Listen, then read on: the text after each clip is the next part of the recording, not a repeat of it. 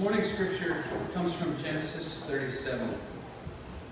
Please follow along on the screen.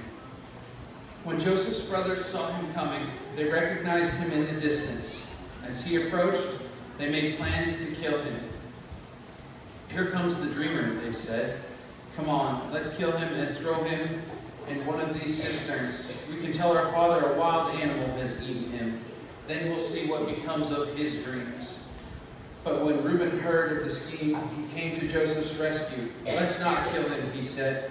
"Why should we shed any blood? Let's just throw him into this empty cistern here in the wilderness. Then he'll die without our laying a hand on him." Reuben was secretly planning to rescue Joseph and return him to his father. So when Joseph arrived, his brothers ripped off the beautiful robe he was wearing. Then they grabbed him and threw him into the cistern. Now the cistern was empty. There was no water in it. Then just as they were sitting down to eat, they looked up and saw a caravan of camels in the distance coming toward them. It was a group of Ishmaelite traders taking a load of gum, balm, and aromatic resin from Gilead down to Egypt. Judah said to his brothers, "What will we gain by killing our brother? We have to cover up the crime. Instead of hurting him, let's sell him to the Ishmaelite traders. After all, he is our brother, our own flesh and blood." And his brothers agreed. So when the Ishmaelites, who were Midianite traders, came by, Joseph's brothers pulled him out of the cistern and sold him to them for 20 pieces of silver. And the traders took him to Egypt. Sometime later, Reuben returned to get Joseph out of the cistern. When he discovered that Joseph was missing, he tore his clothes in grief. Then went back to his brothers and lamented, "The boy is gone. What will I do now?" Then the brothers killed a young goat and dipped Joseph's robe in its blood. They sent the beautiful robe to their father with this message, "Look at what we found. Doesn't this robe belong to your son?" Their father recognized it immediately. "Yes," he said, "it is my son's robe. A wild animal must have eaten him. Joseph has clearly been torn to pieces." Then Jacob tore his clothes and dressed himself in burlap. He mourned deeply for his son for a long time. His family all tried to comfort him, but he refused to be comforted. "I will go to my grave mourning for my son," he would say, and then he would weep. Meanwhile, the Midianite traders arrived in Egypt, where they sold Joseph to Potiphar, an officer of the Pharaoh, the king of Egypt. Potiphar was captain of the palace guard. We will now welcome Ted.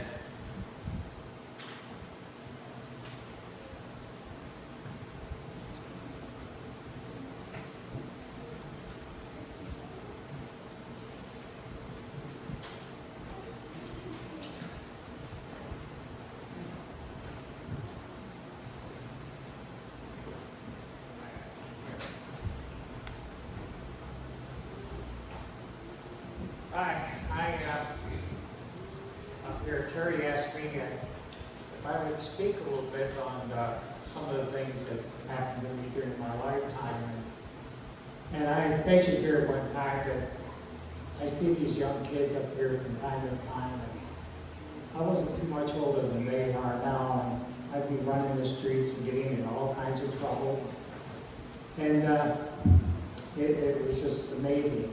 Here I am, 87 years of age, and I've mentioned to people before, I didn't think I'd make it past 30, but when I think about my childhood, I don't know how I survived it. It was really something.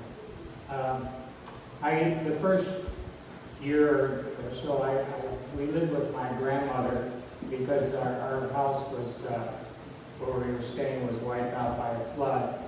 And then afterwards, we moved to a small two-room apartment. And during that time, my father was drafted into the military. It was during World War II. And he had to go. But the things I remember is the elementary teachers I had, certain ones, they were so great. It was It was really something. And there was even one or two of them would have a bar soap and a washcloth, used to clean me up before class, because I was doing nothing but running the streets and getting in a little bit of trouble from time to time. But I survived all that. And that apartment, I still can visualize it today, where I came off of Main Street, up a flight of steps, made a turn to the left, a short distance, and then looked down a long hallway. Yeah, it was wasn't lit very well. And there'd be other tenants down there, and we had a community bathroom and we had to share, which I was half afraid to use half the time. But we managed. But I just don't know how I really survived. Even living there, I would head down that hallway, and at the end of the hallway there was a porch, and I used to go down the steps into the alley, and I would go exploring. There was a huge lumber yard where they neatly stacked lumber, hardwood, for a Hyde Murphy company. They made all types of cabinetry, and it was a great place to hang out. Or I would go over to Selberg's gristmill and talk to the guys over there while they were grinding all types of grain. And I still remember the smell of the molasses in the grain. And every once in a while they'd get me gumballs out of the gumball machine. Then sometimes I would go over to the railroad yard, and those huge steam locomotives, they were something. They were really awesome. And I still remember the clanging bells and the whistles and the shrill whistle every once in a while from the caboose. They would warn others that they were reversing the train. And then I had times when I would actually hop on a freight train and hang on to the ladder until they started picking up speed, and I would jump off. And then some of the other places I would go to was the railroad station itself. I can remember when the trains would come through, they didn't have the communications that they have today. They used to use telegraphers, and they used to use like Morse code to go from station to station.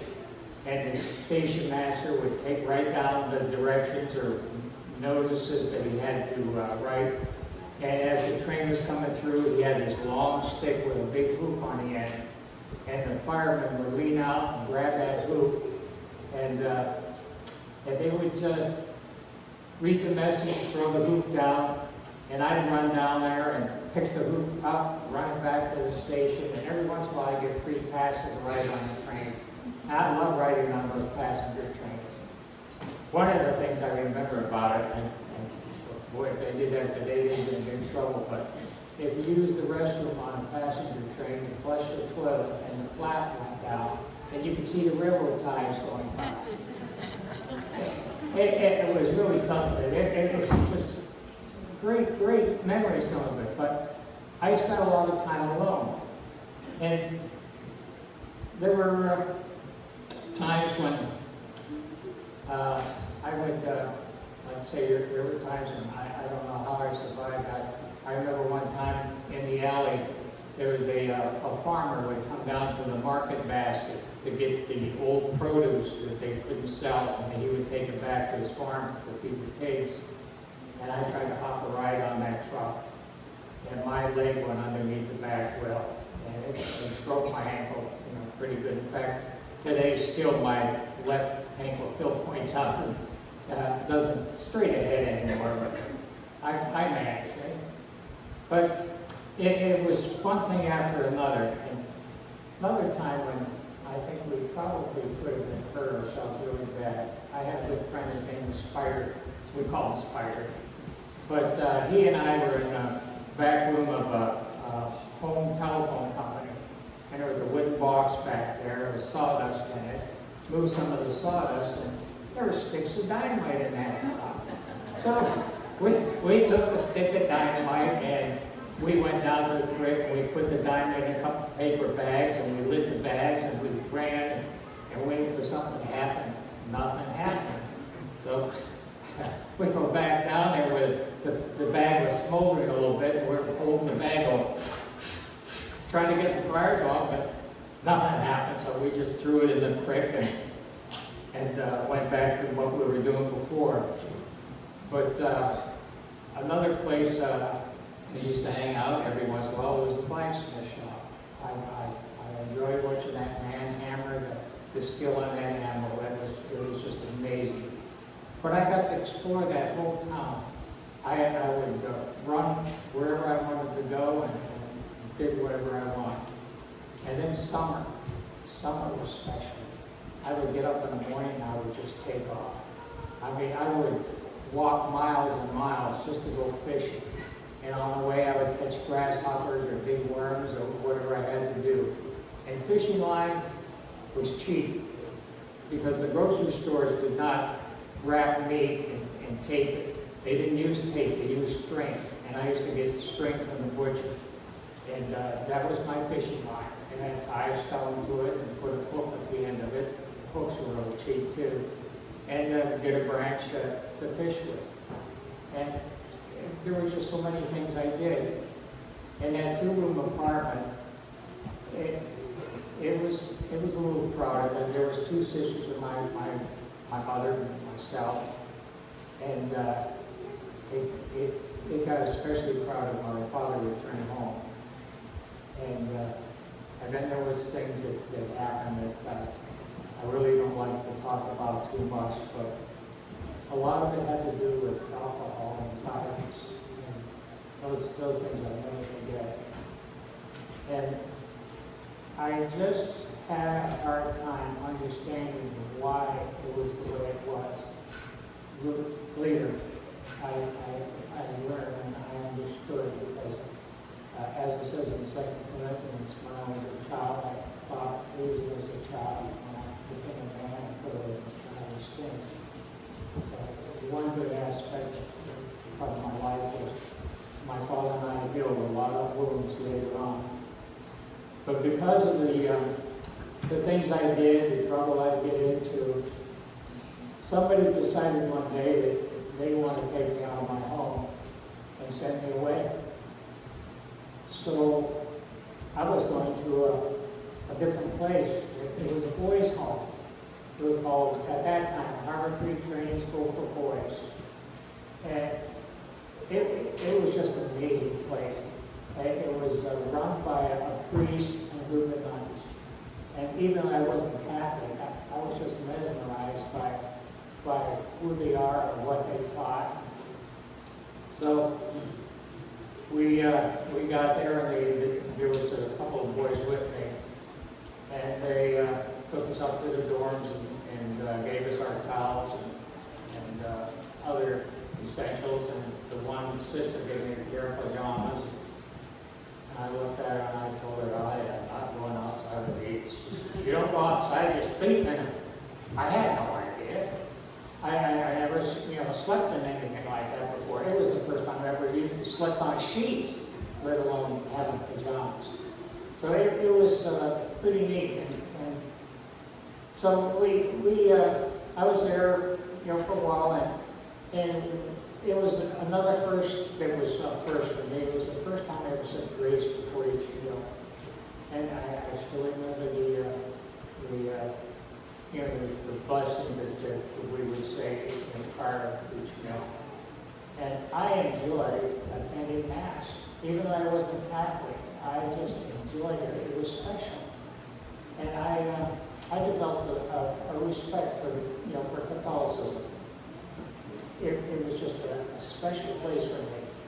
After I finished 7th grade right here at the home. And in 8th grade, I got on the school bus that they had at the home, and we went into different schools with different boys. I was dropped off at Erie East High School with some of the boys, and some of the others were dropped off at Erie Tech, Erie Prep. And then at the end of the school day, we would take a city bus back pretty close to the home, and we'd either walk the rest of the way or hitchhike. And that's something you can't do today. But I was there about a year, and during the Christmas break, they let me come home. And that turned out to be my best Christmas because my father had really changed, and well, so had I.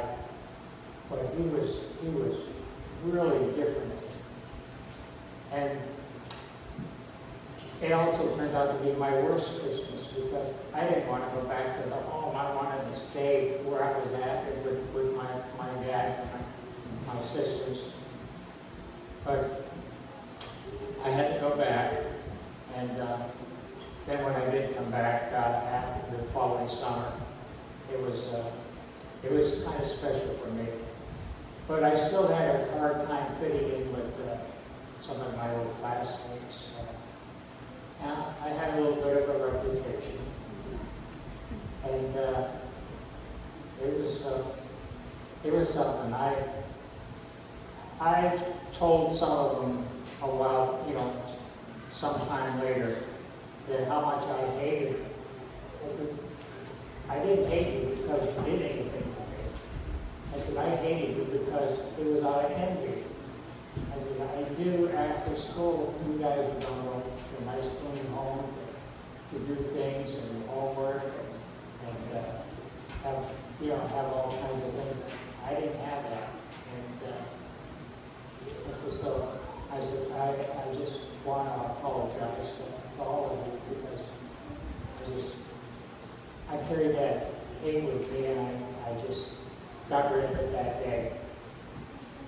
And after I was home for a few years, I turned 16, and I fudged a little bit on my application to join the National Guard. I told them I was 17 when actually I was 16, but they took me anyways.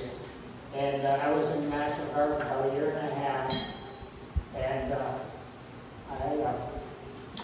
I met the love of my life, Dora, and we started dating. When I turned 18, I got dummy. I quit school in the middle of my senior year and went to Buffalo and started working in the steel mill like I was in New York. Dora came up about 2-3 weeks later, and we had our blood test done, and she went back to Pennsylvania, and it came up a couple of weeks later when we were married in Niagara Falls. And a couple hours after the ceremony, she got on the bus, went back to Pennsylvania, and I got on the bus and went to Buffalo. We didn't want anyone to know we were married at the time, but that didn't last long. And we settled in this little 2-room apartment in Blaisdell. Then we moved to a place called Ridgewood Village in Lackawanna. And then we moved to Swan Street in downtown Buffalo, right in, it was right in the inner city.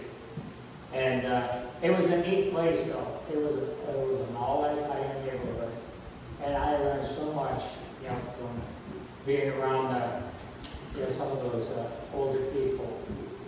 In fact, one of them became, kind of a mentor for me. And they called him Louis DeLip. Well, some of the other characters on that street, they were like Genie Boy, Kiwi Doll, Fair Shake John. They all had nicknames. And I got along pretty good with them. And Dora was working at a drugstore on Lower Main Street. And there were a lot of characters who used to come in there at that lunch counter. I mean, most of them were taxi drivers and a few other people that questionable character. And some of the girls who would come in there they were exotic dancers from the Loyalist Theater across the street. And, boy, that was for a young guy to see this. But then we moved again to another all-Italian neighborhood. And it was good for a while. And we moved out of the city altogether, and we lived in just outside of Hamburg, called Lakeshore Road. And that was right along the lake. And that was a great neighborhood. We really enjoyed it. But after 13 years in the mill, I just couldn't stand it too much longer because I could see that the guys hated their jobs, and yet they were staying there just for that small pension. And I thought, oh, that's not for me. That's really not for me. So I left the steel mill, and we started a small business in the Buffalo area, working with builders. And due to the construction season being short, it was, ideal for me to move to another location. So we ended up in Maryland. And that was the best move ever, because not only I did well, I also had a wife that gave me 2 sons, and that was a real blessing for me. It was really something. I mentioned earlier my father and I, we healed our old wounds and everything, and my business partner and I, one November, we decided to go back to Elk County and Cameron County and scout the countryside and get our hunting license. And it was just pouring rain that whole weekend. So I told my partner, I said, I'm going to take a ride over to Ridgeway and see my dad. So I knew where to find him. He was in the VFW, but he was so excited to see me because I'm the only son. I have 3 sisters now, but I'm still the only son. And he asked me, what are you going to name him? I said, well, we don't even know it's going to be a boy. He says, it is. He says, and he has to name him Theodore. I says, we already have one in the family. Well, my one sister named her middle son Theodore. And he says, it's not the same thing. I said, well, I'll talk it over with Dora, see what she said. At that time, she was about 8 months pregnant. So we talked for a while, and we went back to Emporium where we were staying at the, very next morning, Sunday morning, we went back to Maryland. And I'm gathering up chips and pop to get ready to watch a football game. And the phone rang. My sister called to tell me my father died. I don't know what made me or how it came to be. I got to see him 2 days prior. But I'm just so blessed that I had that opportunity. It was very moving for me. And eventually, I did mention I did quit school and I did get a GED, and I was attending classes at different colleges, and also while in Maryland, I worked. I was a manager for a couple of companies, a manufacturing director for another one. I was also a licensed real estate person in the state of Maryland, and I just had after that. It was one blessing after another. I just had such a positive attitude, and it's just really great that I've had so many opportunities. And I think back when I was a child, there were times when I didn't think I would survive because I mentioned the dynamite thing. But when we lived on a certain part of Ridgeway called Eagle Valley, I used to walk across the Pennsylvania tracks, walk across the ground behind Elliott Company, across the Clarion River. Then I'd get on the B&O tracks and walk about 1.5 to 2 miles down to this valley that I would walk up. And I'd walk up all the way top of Mount Morenci. And eventually I would end up with this big dam that we had up there called Waterworks. And I would fish. And I'm thinking, if I ever got caught or lost or whatever going through those woods, if I got hurt bad or anything, nobody would ever find me because nobody ever knew where I was going. So I kind of felt like I was being protected. And then behind our house on North Broad Street, up on the hill, we had a old stone quarry. And the way the rocks were piled, they were like caves. I used to crawl down in those caves. I figured later, if anything happened where those rocks would fall, I'd be trapped in there and nobody would ever know I was there. You know, it was being a loner sometimes has its disadvantages, and that was one of them. But I kind of made out pretty good. And it just keep, I'm still getting blessings. Every day to me is a blessing. I look out at all these friends here. Boy, I'm so blessed to have so many friends. I really am. It's just so great. And my wife, Dora, everyone knows Dora. We've been married now 69 years. And we've had our struggles, but I wouldn't trade some of those for anything in the world. Because once you come, get over those and find the solutions, it makes everything worthwhile. I don't know what else I could possibly say, but it was just so wonderful that how things started out for me, and regardless how negative they were, they turned out to be blessings in disguise, because it kind of gave me a shield, a protective armor against, a lot of things that happened later on, but especially the attitude. I've tried to become as positive as possible, but sometimes it's difficult. I think about the many jobs I had around this area. I worked in the gas and oil fields. I worked as a housing rehab technician for the county. I worked at the Department of Corrections. And there was another job that when I walk across the yard at those, prisons, I would think to myself, but for the grace of God go I. Because as a child, I was heading in that direction. But for some reason, I didn't go that route. And one of the best jobs I ever had, in my estimation, was being a custodian at the Homer Center Elementary School. I loved that job because I was coming into work around 3 in the afternoon, and the kids were getting ready to go home.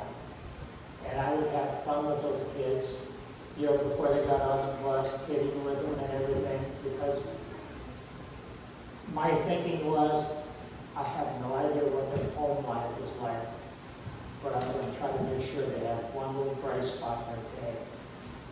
And that's so much to do too. Some of that I didn't have. The bright spots I had turned out to be, rare, but I had some, good bright spots. So that's about it. I just thought I'd convey this message. I just love all you guys. I really do. Because we're family. I would like to end this with something that years ago I composed the words for, and I would like to, and it's kind of like my life in a nutshell. So I'd like to do that to kind of